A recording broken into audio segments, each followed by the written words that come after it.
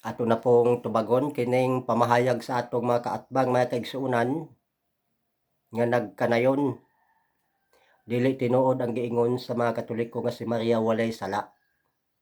Mao kini ang ilang pahayag.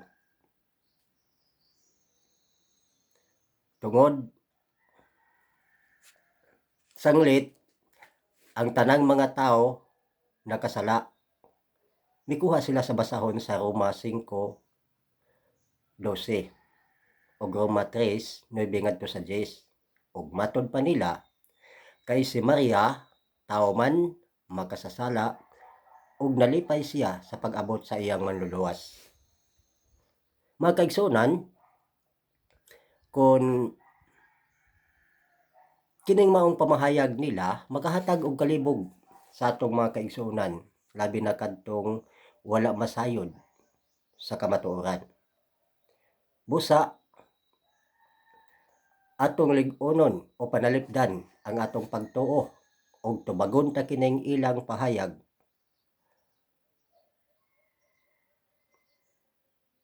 nga nagdala og kasaypanan.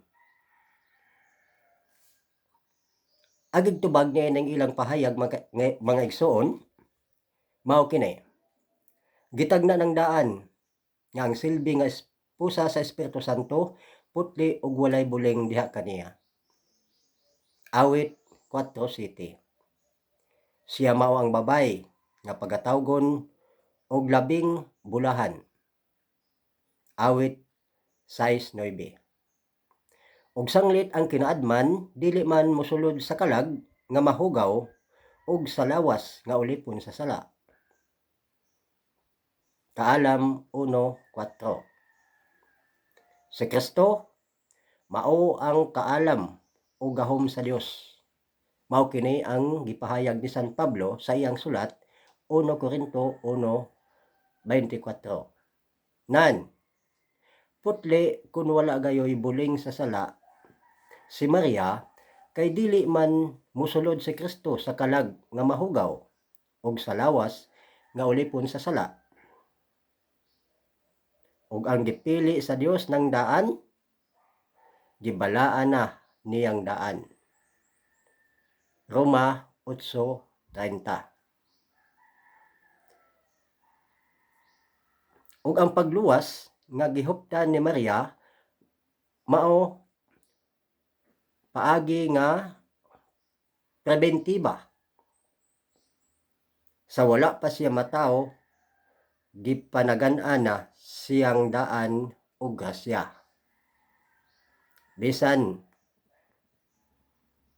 si Jeremias gibalaan ng daan diha pa sa tiyan sa iyang inahan. Jeremias 1:5. Ug mao usab kini si Santa Maria. Ang pagluwas sa ubang mga tao mao ang restauratiba. Nagpasabot nga nahulog na ang tao sa sala o giugkat sa Dios. Ato kining mabasa diha sa Lucas 1:71. Mao kini ang atong ikatubag sa atong mga kaatbang mga kaigsuonan.